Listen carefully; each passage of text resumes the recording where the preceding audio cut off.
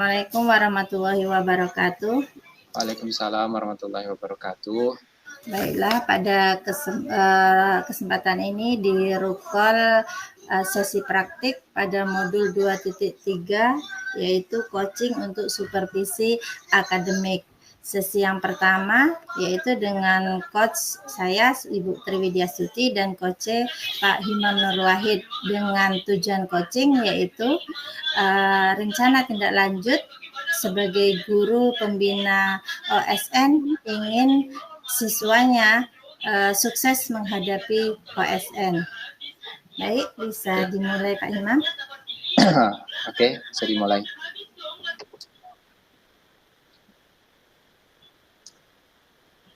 Assalamualaikum warahmatullahi wabarakatuh, Bu. Waalaikumsalam warahmatullahi wabarakatuh. Gimana Pak Himam kabarnya? Alhamdulillah baik, Bu.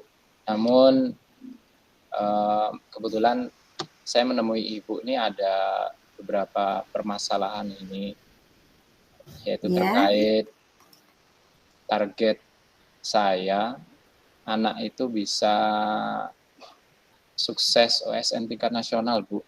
Kebetulan beberapa kali tingkat provinsi itu gagal untuk menembus nasional, Bu. Jadi saya berharap Ibu nanti bisa membantu saya berkenaan dengan permasalahan ini, Bu. Bagus sekali tujuan dari Pak Himam ya, ingin siswanya sukses dalam menghadapi OSN. Kalau begitu saya ingin coba Pak Himam ceritakan apa sih yang membuat Pak Himam itu termotivasi supaya siswanya itu mendapat juara OSN, apalagi bisa sampai ke tingkat nasional? Begini, Bu. Kebetulan kan siswa yang dalam bimbingan saya itu dia memiliki target untuk bisa lolos SNPTN di UI, Bu. Jadi ada target untuk matematikanya, selain dia bisa nembus ke nasional, merupakan itu salah satu menjadi bekal dia lah untuk bisa masuk ke sana. Jadi itu targetnya, Bu. Selain dia bisa OSN nasional dan juga harapannya bisa menembus UI, Bu, untuk jurusan sains matematik target siswa kami itu, Bu. Oh iya Pak, berarti karena siswa-siswa ini punya target untuk kedepannya ya Pak, untuk bisa masuk ke perguruan tinggi yang kalau bisa perguruan tinggi yang diminatinya, maka siswa itu punya motivasi yang kuat ya. Jadi Bapak sebagai pembimbingnya juga harus memiliki motivasi supaya siswanya itu dapat sukses.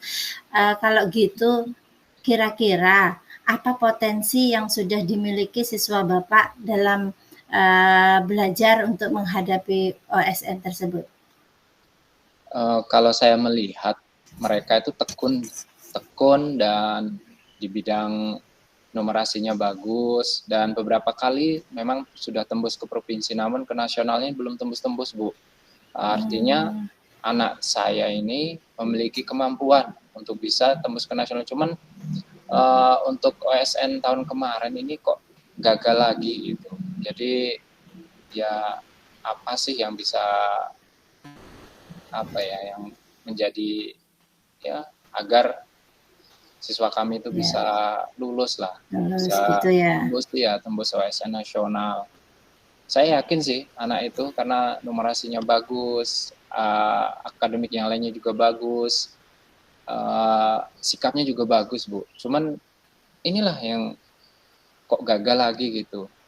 Oh ya, berarti siswa Bapak itu sebetulnya sudah punya potensi yang bagus gitu ya Pak.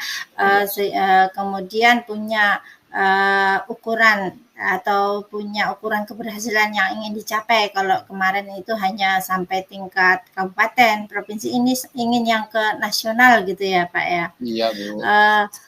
Berarti Bapak sebagai pembina atau guru pembimbing mata pelajaran matematika ya yang Bapak ampu kan? Ya, Bapak sebagai guru pembimbing matematika supaya siswanya itu bisa tembus menjadi juara, mudah-mudahan sampai ke nasional, berarti Bapak harus punya target ya, punya target atau langkah-langkah kegiatan yang harus Bapak lakukan. Kira-kira apa langkah-langkah kegiatan yang harus Bapak lakukan supaya memenuhi target tersebut? Mungkin bisa latihan rutin sih Bu. Yang pertama latihan rutin dengan bimbingan saya gitu kan, latihan rutin dan selalu terbimbing. Yang kedua mungkin anak itu bisa mengikuti kursus-kursus online sih, online yang terkait dengan matematik. Yang ketiga selain itu mungkin ada video-video pembelajaran yang terkait dengan OSN matematik di YouTube, bisa dipelajari oleh siswa sekaligus latihan-latihannya. Mungkin dengan waktu yang sering ya. Kalau kemarin itu kan 1 pekan, yang keempat ya nih Bu rencananya. Kalau ini mungkin bisa. Biasanya 1 pekan kan 2 kali pertemuan. Mungkin ini saya tambah Bu, bisa jadi 4 kali pertemuan. Itulah ada 4 yang mungkin saya akan lakukan lebih daripada sebelumnya Bu. Oh ya, berarti sebetulnya Bapak sudah punya kegiatan-kegiatan yang dilakukan dalam membimbing anak ya Pak. Cuman mungkin yang tadinya durasinya masih dianggap Bapak masih kurang ya karena belum bisa. Jadi sekarang rencana Bapak ingin menambah durasi dari kegiatan-kegiatan tadi supaya lebih intensif lagi dalam membimbing siswa tersebut ya Pak ya. Iya Bu. Kemudian saat Bapak melakukan bimbingan terhadap rencana yang sudah Bapak buat tadi, saat Bapak itu melakukan bimbingan, adakah hambatan yang menjadi penghalang atau adakah hambatan dalam melaksanakan kegiatan tersebut, Pak? Kalau saya analisa, ada itu, Bu. Salah satunya padatnya kegiatan eskul, Bu. Karena banyaknya eskul sehingga kesempatan pertemuan 4 kali dalam 1 pekan itu kurang. Yang kedua mungkin ya koneksi internet.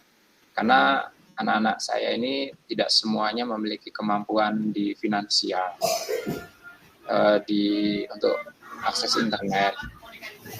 Tidak semuanya memiliki ya kuota setiap hari lah seperti itu. Itulah yang menjadi kendala sih dalam kegiatan ini, Bu. Oh ya, berarti ada juga hambatannya ya Pak, seperti akses internet tadi ya Pak ya. Ya, ini yang agak susah ya Pak, padatnya ekskul anak ya, apalagi di sekolah kita ini memang ekskulnya itu padat, jadi anak memang harus membagi waktu ya. Mungkin kira-kira apa lah ya Pak solusi dari hambatan tersebut yang harus Bapak pikirkan, kira-kira apalah solusinya itu Pak? Mungkin salah satu itu dari beberapa permasalahan tadi ya. Yang pertama banyaknya eskul. Ya, mungkin saya minta izin kepada pembina OSIS atau wakak kesiswaan untuk mengizinkan siswa saya di setiap pekan itu 4 hari khusus untuk bimbingan olimpiade. Nah, mungkin itu yang pertama, sehingga kan siswa saya ini bisa fokus di OSN-nya. Meskipun dia tetap ada eskul-eskul wajib yang harus diikuti. Ya, namun untuk yang ini karena fokus ya, target kan ke nasional nih Bu. Ya. Yang kedua, nah ini yang kasihan ya, karena finansial keluarga atau siswa kita kan tidak semuanya memiliki lebih ya. Nah mungkin bisa saya manfaatkan lab komputer di sekolah lah. Kebetulan beberapa bulan yang lalu sekolah kami sudah memasang akses internet yang lumayan sih, 100 Mbps. Mudah-mudahan itu membantu untuk akses pembelajaran online siswa saya yang harus mengakses YouTube, video-video pembelajaran atau bimbel online terkait dengan OSN sekali ya meskipun saya juga membimbing kayak gitu. Mungkin ya itulah beberapa solusi yang bisa saya pikirkan, Bu. Nah, berarti solusinya pun sudah terpikirkan oleh Bapak ya, sebetulnya dari padatnya tadi lebih mengintensifkan bimbingan tadi, sehingga Bapak bisa anak-anak itu bisa lebih fokus dalam belajar ya Pak, dengan mengintensifkan bimbingan, anak bisa lebih fokus dalam belajar khususnya dalam bimbel OSN ini. Kemudian untuk yang internet tadi Bapak juga sudah menemukan ternyata solusinya ya dengan belajar bimbel-bimbel online gitu ya Pak ya. Dengan berarti Bapak mengarahkan ya Pak ya untuk bimbel online ini. Rencananya begitu Bu, selain kita memberikan bimbingan secara individu kita, guru ya, untuk menambah mereka wawasan, menambah soal-soal yang mungkin soal-soalnya beda kan yang sering kita kasihkan. Harapannya target tercapai lah Bu. Ya, semoga saja lah. Ya, semoga saja ya Pak dengan Bapak rencana tadi hambatannya sudah bisa atau tahu Bapak solusi dari hambatan itu, semoga saja tercapai. Sekarang coba apa yang Pak Himam, komitmen Pak Himam ya, apa komitmen Pak Himam dalam menjalankan rencana tadi agar kegiatan atau agar bimbingan tadi anak itu bisa tembus sampai OSN ke tingkat nasional. Tentu Pak Himam harus punya komitmen. Kira-kira apa komitmennya Bapak? Ya mungkin bisa kita mulai sesegera mungkin. Bimbingan tadi yang 1 pekan bisa 4 kali ya, dan juga memanfaatkan lab komputer, siswa bisa lebih waktunya daripada mereka bermain atau mungkin belajar di rumah, mungkin terganggu dengan teman-temannya yang di kos. Kalau di lab sekolah mungkin bisa lebih fokus. Bisa dimulai pekan inilah insya Allah sudah sampai ya, harapannya OSN tahun ini berlangsung. Ya minimal mereka tidak menghabiskan kuota HP mereka sih. Kasihan Bu. Iya. Makanya pas-pasan sedang harus ngambil video itu kan habiskan kuota banyak. Menghabiskan ya. Berarti Pak Himam itu sudah memiliki target yang jelas ya, dengan membuat jadwal yang jelas gitu ya Pak. Jadi anak bimbingan itu tidak asal mencari waktu luang, berarti komitmen Pak Himam itu membuat jadwal yang jelas untuk bimbingannya ya Pak ya, dalam per pekannya ya. Kira-kira target komitmen yang Pak Himam buat itu dalam perencanaan itu akan dimulai pekan depan. Kira-kira targetnya tuh berapa bulan untuk sampai anak itu bisa bersaing dalam OSN itu? Target bimbingannya. Biasanya kan OSN itu sekitar bulan Oktober lah kan. Berarti di tahun depan ya. Tahun depan berarti cukup panjang sih. Panjang untuk tahun ini, karena yang tahun ini kan gagal untuk nasional, baru sampai ke provinsi ya. Harapannya dalam hampir 1 tahun kurang lah ya, target untuk bulan Oktober itu bisa dilaksanakan untuk siswa saya. Jadi ya Oktober tahun depan, hampir 1 tahun ya. Hampir 1 tahun. Iya, karena bulan kemarin ini ya, tahun ini kan gagal. Ya, berarti target rencana tadi hampir 1 tahun, nanti baru dimulai dengan OSN tingkat kabupaten ya Pak, dulu kabupaten dulu, kemudian baru melangkah melaju ke provinsi, baru kalau tembus sampai ke nasional dalam bimbingan dalam waktu 1 tahun ya. Iya. Dalam melaksanakan rencana tadi, apakah ada rekan sejawat atau pihak lain yang bisa membantu Pak Himam dalam melaksanakan rencana tadi? Ada. Kami punya kombel matematik, ada sekitar 5 orang ya. Ya itulah yang kita minta juga untuk membantu, meskipun saya yang lebih fokus utama ya, karena memang untuk membina eskul OSN matematik itu saya. Namun saya punya Ya. rekan sejawat, ya saya berharap mereka juga membantu. Itu. Ya, berarti ada rekan yang bisa membantu Bapak ya. Berarti anak-anaknya bimbel yang akan Bapak lakukan itu enggak sendirian ya Pak ya. Bimbel yang akan Bapak lakukan nanti bisa bersama dengan rekan-rekan sejawat yang satu kombel matematika, berarti melakukan satu bimbingan. Bagus sekali itu rencananya ya Pak ya. Semoga dapat terlaksana rencana untuk membimbing anak dengan target yang bagus sampai ke tingkat nasional ya. Dan senang rasanya sebagai guru ya Pak kalau anaknya bisa tembus ke tingkat nasional. Iya, sebagai guru senang. Kemudian masa depan mungkin kalau kita bisa tembus nasional berarti tadi bisa untuk masa depan anak itu juga ya Pak, untuk melanjutkan ke perguruan tinggi. Target UI ini Bu. Mantap. Iya. Mantap itu Pak. Ya kalau gitu, kalau seandainya rencana Bapak itu tercapai, anak itu bisa lolos ke tingkat nasional, apa rencana tindak lanjut ke depannya jika anak itu sudah berhasil ke OSN tingkat nasional?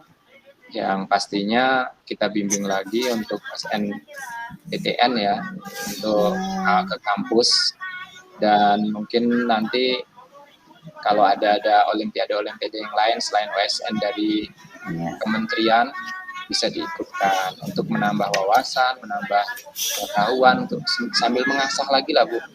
Yang pastinya harapan UI bisa tembus dengan sertifikat OSN nasional tadi untuk membantu dia. Seperti itu kan, kalau SNPTN biasanya ada sertifikat untuk membantu nih, untuk menguatkan. Kayak gitu. Ya, berarti tidak hanya satu ini, tindak lanjutnya itu tidak hanya satu di OSN tingkat nasional ini, tapi bisa melakukan yang lain, OSN yang lain selain yang di Kemendikbud, olimpiade yang lain ya Pak, selain di Kemendikbud, sehingga dapat membantu siswanya. Ya, biasanya kampus-kampus yang bonafit itu mereka mengadakan ini. Ya, di universitas itu yang mengadakan ya Pak ya. Sehingga tidak hanya satu piagam yang diperoleh anak itu ya Pak ya. Mantap sekali rencana Bapak ini. Mudah-mudahan ya Pak anaknya bisa tembus sampai ke tingkat nasional. Bangga kalau anaknya bisa tembus sampai tingkat nasional, tidak hanya untuk masa depan anak itu Pak, sekolahnya juga akan bagus itu Pak, sekolahnya juga akan bagus ya. Harapannya begitulah Bu. Jadi membawa nama baik pribadi siswa, sekolah, terutama orang tua ini. Ya kalau kita guru ini hanya mengantarkan mereka saja, kita juga tidak dapat apa-apa, tapi kekayaan batin kita lah, siswa kita bisa OSN nasional, bisa SN ke kampus yang bagus, kayak gitu. Itu sudah luar biasa. Sudah bagi kita sudah bangga ya Pak ya. Cukup sampai di situ saja lah. Kita tidak minta apa-apa kan. Mantap sekali. Mudah-mudahan ya Pak berhasil dalam membimbing anaknya sukses ke dalam meraih juara di OSN tingkat nasional. Terima kasih Bu. Ya, sama-sama. Semoga Bu. Ya, sama-sama. Semoga Bapak juga cepat merealisasikan rencana Bapak ini. Amin, insya Allah. Ya, terima kasih Bu. Saya pamit dulu. Sama-sama Bapak. Sampai ketemu di lain waktu dengan apa yang sama ya Pak ya. Assalamualaikum warahmatullahi wabarakatuh. Assalamualaikum Pak Himam, bagaimana kabarnya? Waalaikumsalam. Alhamdulillah baik Bu. Gimana Ibu? Sehat juga Bu? Alhamdulillah Bapak, saya sehat.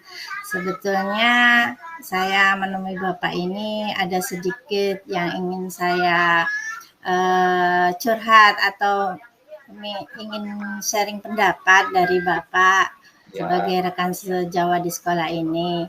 Pada rapat raker kerja kemarin dengan kepala sekolah, mungkin Bapak juga sudah sama-sama dengar bahwa saya itu diberikan amanah tugas untuk mengembangkan koperasi sekolah. Di sekolah kita kan belum ada koperasi sekolah, namanya sekolah itu lebih bagusnya kan punya koperasi sekolah. Mungkin saya sebagai guru mata pelajaran ekonomi, kemarin Ibu Kepala Sekolah memberikan amanah kepada saya untuk mengembangkan koperasi sekolah. Sebetulnya saya masih belum pede ini Pak, masih menyusun rencana gitu. Makanya saya ingin meminta pendapat dari Bapak gitu. Bagaimana saya harus mulai dari mana saya mengembangkan koperasi sekolah ini, Pak?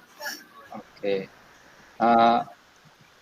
Alhamdulillah Ibu dipercaya untuk mengurus pengembangan koperasi sekolah. Itu merupakan satu kepercayaan yang luar biasa oleh dari Bapak Kepala Sekolah. Dan ini saya berharap Ibu bisa menjalankan dengan baik.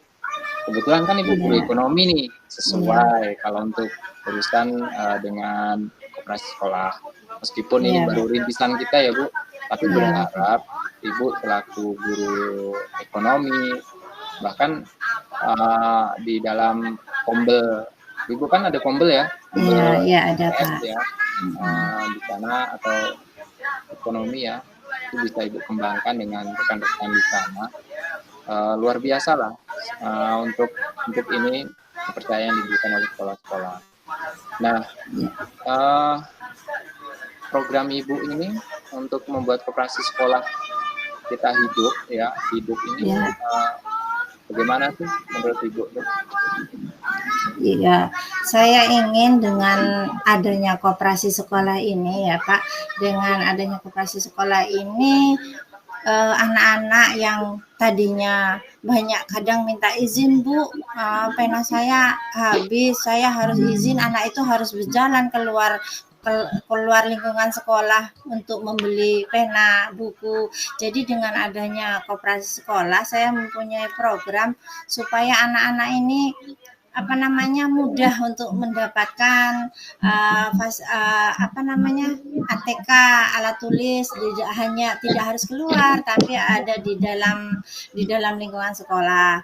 Kemudian dengan adanya koperasi sekolah itu saya ingin anak menjadi seperti labor ekonomi gitu Pak, sebagai sarana praktek belajar bagi siswa kita. Bagus itu Bu. Jadi memang kita ini kan sering lemah nih di bidang ekonomi. Dengan Ibu bisa mendirikan koperasi, menyusun rancangannya, programnya, maka itu akan bisa sebagai lab kehidupan nyata. Siswa juga bisa belajar tuh, minimal siswa tidak keluar untuk membeli peralatan sekolah. Nah, untuk merealisasikan tujuan Ibu tadi, kira-kira apa sih potensi atau kekuatan yang sudah ada pada diri Ibu? Karena ini terkait dengan ekonomi koperasi nih. Iya.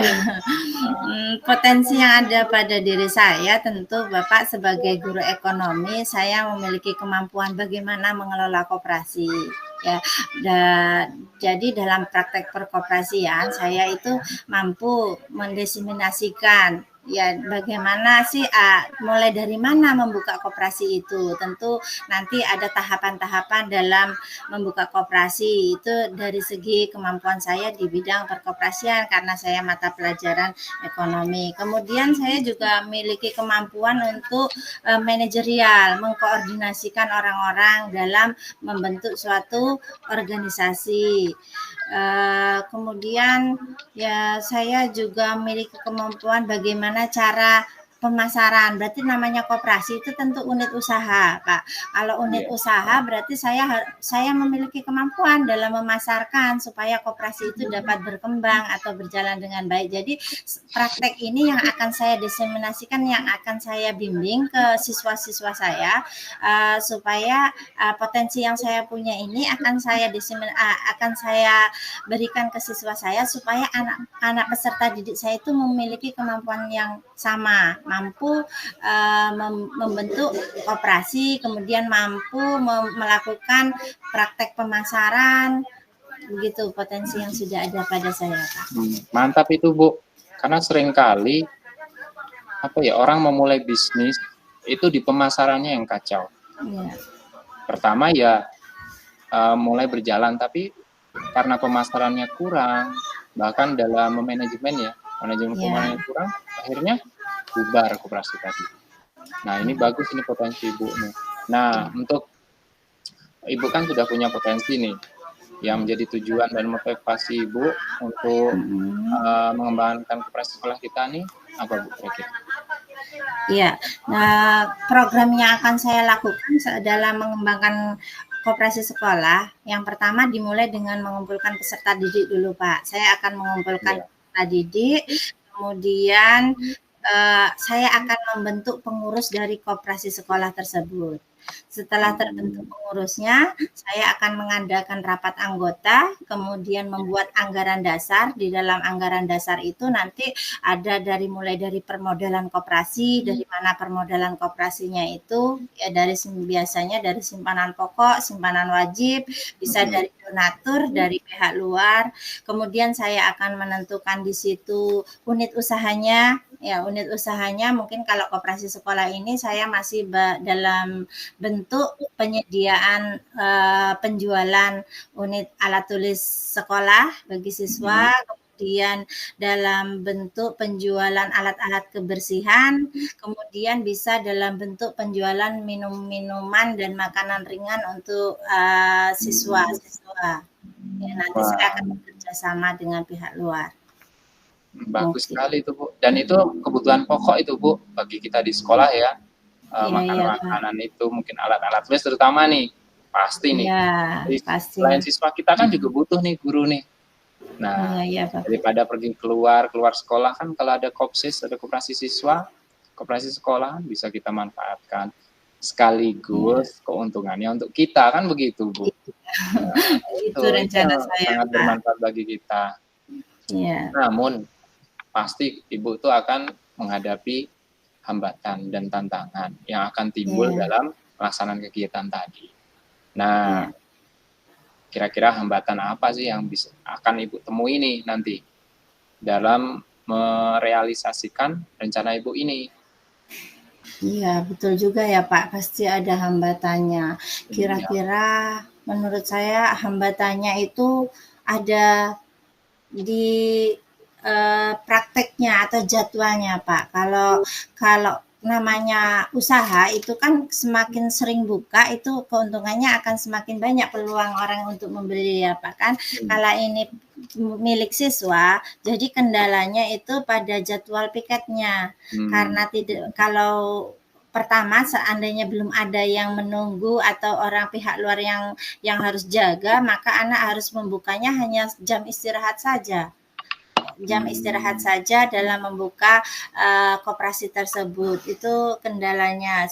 Kalau ada piket anak harus jaga, tentu akan mengganggu jadwal KBM-nya Pak. Jadi terpaksa untuk awal berarti kendalanya anak itu hanya buka pada jam istirahat saja gitu.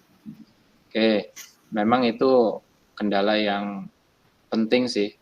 Ya kalau koperasi kita sudah berkembang bisa kita mempekerjakan orang ya. Namun karena kita baru mulai, ya mungkin Ibu sendiri bisa mencari solusi dari hal tadi, ya kan, dari tantangan tadi, dari hambatan tadi. Kira-kira apa ya solusi yang bisa Ibu ambil lah untuk hal tadi? Ya, menurut saya solusinya yaitu Pak, kalau sudah berkembang dengan baik nanti minta pendapat juga dari kawan. Solusinya adalah untuk mencari orang untuk menjaga koperasi tersebut. Mudah-mudahan kita lihat dulu perkembangannya Pak. Kalau dalam 1 bulan ini memang bagus perkembangannya, maka namanya jiwa wirausaha itu harus berani mengambil resiko dulu Pak ya kan. Jadi solusinya saya harus mencari pihak luar untuk menjaga, tapi tidak lari dari siswa yang memang ini sebagai center learning bagi siswa, tetap siswa yang berperan dominan dalam koperasi itu. Jadi orang dari luar tuh hanya menjaga, tapi dalam prakteknya tetap siswa yang mengelola koperasi itu. Nah, Ibu tadi sudah mendapatkan solusi lah setidaknya kan. Nah, kira-kira rencana Ibu kapan nih akan dilaksanakan? Nah, ini yang penting juga ini. Iya Pak, ini karena ini akhir semester ya Pak, masih di bulan Desember. Ini saya ingin merencanakan lebih cepat ini Pak. Awal semester kalau bisa sudah saya rencanakan program ini. Jadi mulai awal semester berarti bulan depan, insya Allah saya akan memulai untuk melaksanakan dari program yang sudah diamanahkan dari kepala sekolah tersebut. Wah, bagus ini. Jadi lebih cepat lebih baik ya. Nah, minimal ya bisa untuk memenuhi kebutuhan sekolah kita ya. Nah, dari hal itu, apa sih ukuran keberhasilan dari rencana Ibu itu? Ya, ukuran keberhasilan dari program yang sudah saya buat ini, yang pertama namanya usaha, unit usaha, ini koperasikan sebagai unit usaha juga ya Pak ya. Jadi ukuran keberhasilannya jika yang pertama tentu sebagai anak-anak atau peserta didik itu mampu untuk menjadikan koperasi ini sebagai sarana belajar. Jadi memang peserta didik itu mampu bagaimana sih mempraktekkan koperasi, bagaimana mempraktekkan pembukuan dalam koperasi, uang masuk, uang keluarnya, berapa saldonya, sampai di akhir bulan nanti anak-anak juga bisa atau mampu untuk menghitung berapa sisa hasil usaha dari koperasi itu. Jadi di sini dituntut anak-anak itu memang mengaplikasikan teori dari kelasnya dalam prakteknya perkoperasian, sehingga anak itu ukuran keberhasilan itu koperasi itu mampu menentukan SHU koperasi ini sekian di bulan ini, bahkan di 1 tahun sekian gitu untuk ukuran keberhasilannya. Jadi anak-anak ini keberhasilannya koperasi ini memang berkembang. Yang kedua, anak-anak memang mampu untuk langsung mempraktekkan dalam koperasi itu gitu ukuran keberhasilannya. Bagus sekali nih Bu. Nah, namun ya kira-kira siapa sih yang bisa membantu Ibu untuk merealisasikan rencana Ibu nih? Kan Ibu nggak mungkin bekerja sendiri kan Bu? Iya, karena ini program nggak bisa saya bekerja sendiri tentu, betul itu Bapak. Jadi di sini saya akan memanfaatkan kombel saya Pak. Dalam kombel saya guru mata pelajaran ekonomi itu ada 3 gitu. Jadi orang-orang yang bisa membantu, saya akan berkolaborasi dengan sesama rekan sejawat, sesama kombel ekonomi untuk mengembangkan dari koperasi itu. Kemudian yang dapat membantu saya dalam pengembangan ini juga kerjasama dengan pihak luar, ini yang penting Pak. Semakin besar koperasi itu kalau ada kerjasamanya dari pihak luar. Jadi selain kerjasama dengan rekan sejawat, saya akan membuka kerjasama dari pihak luar. Misalnya saya bekerja sama dengan agen minuman, sosro, meletakkan meletakkan kulkasnya di koperasi itu. Jadi siswa itu lebih tertarik. Oh, ini ada minuman dingin gitu. Jadi saya akan bekerja sama dengan pihak luar seperti agen minuman. Kemudian saya akan bekerja sama juga dengan agen-agen ATK, bekerja sama dengan agen alat tulis. Jadi akan memudahkan peserta didik itu dalam melakukan pembelian barang-barang di koperasi tersebut. Itu yang akan orang-orang yang akan membantu dalam program kerja saya nantinya, Pak. Bagus itu. Jadi semakin berkembang nanti ya. Nah, tindak lanjut dari Ibu apa nih rencananya setelah koperasi itu berdiri? Ya, kalau koperasi ini sudah berdiri, kemudian berjalan dengan bagus, perkembangannya itu bagus, mendapatkan SHU yang bagus, ya Pak. Tindak lanjut selanjutnya, tentu saya akan lebih mengembangkan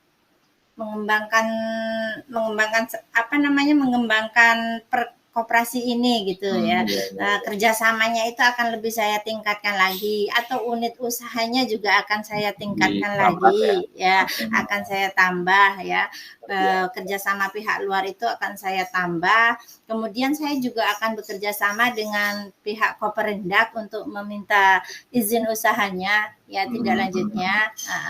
Kemudian yang terpenting itu dengan siswa itu mahir dalam praktek perkoperasian di sekolah dan menjalankannya, kemudian nampak oh siswa ini sudah pandai dan koperasi itu sudah berdiri, bahwa di SMA kita memiliki koperasi yang bagus dengan SAU permodalan yang sudah berkembang dan cukup besar, tentu ini akan menjadi sarana promosi bagi sekolah kita nantinya, Pak. Jadi sarana promosi bahwa koperasi di SMA kita itu bagus, sehingga menjadi promosi untuk pihak luar, atau promosi menjadikan ajang promosi untuk orang peserta didik yang nantinya akan masuk di sekolah kita, menjadi nilai plus atau nilai tambah aset bagi sekolah kita. Itu yang saya ingin lakukan dalam tindak lanjutnya itu.